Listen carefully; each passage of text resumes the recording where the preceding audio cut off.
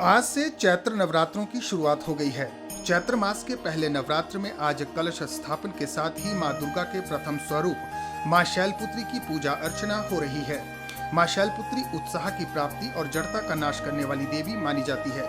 आज से ही भारतीय पंचांग के अनुसार चैत्र शुक्ल प्रतिपदा हिंदू नव वर्ष विक्रमी संवत 2081 भी शुरू हो गया है।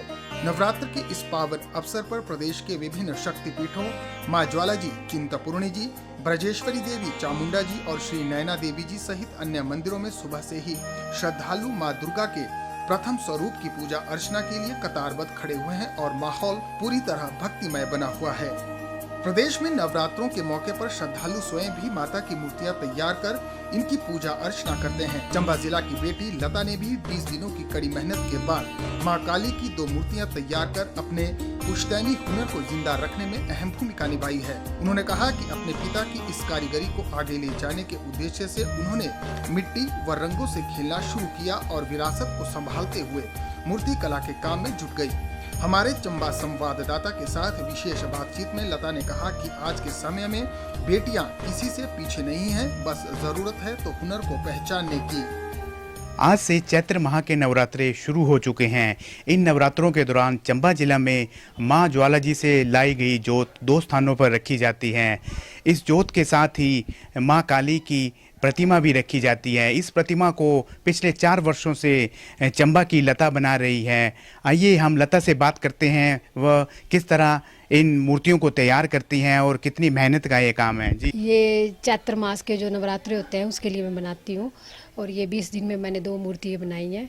और ये जो है इसमें बनाने के लिए मिट्टी, पराली, कलर और वो फट्टे का भी यूज़ होता है। उसके बाद डेकोरेशन के लिए कपड़ा हो गया, ज्वेलरी होगी, बाल हो गए, ये है। हाँ जी।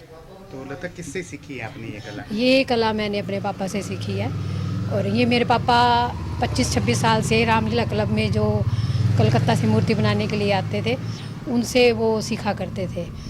फिर बीच में जब मेरे 2017 में मेरे पापा की डेथ हो गई तो उसके बाद मैंने कोशिश की है कि मैं अपने पापा के इस काम को आगे बढ़ा सकूं। जैसे उनकी डेथ हो गई तो हर साल उनका नाम भी लिया जाता है मेरे नाम के साथ।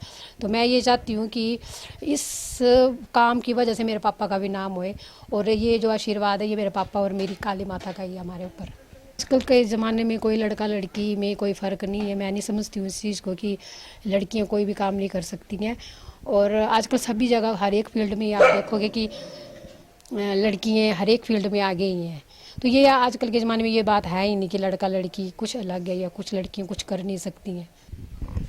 तो आपने देखा कि किस तरह से चंबा की लता पिछले 4 वर्षों से काली माता की इन मूर्तियों को बना रही हैं। उनका कहना है कि ये कला उन्होंने अपने पिताजी स्वर्गीय पूर्णचंद जी से सीखी हैं और आगे भी वह इस विरासत को संजो कर रखेंगी।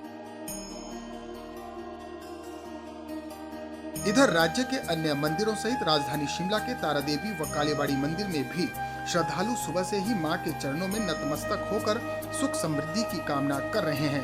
इस पावन मौके पर जागरण व भंडारों का भी विशेष आयोजन हो रहा है। Bureau report, DD news, Shimla.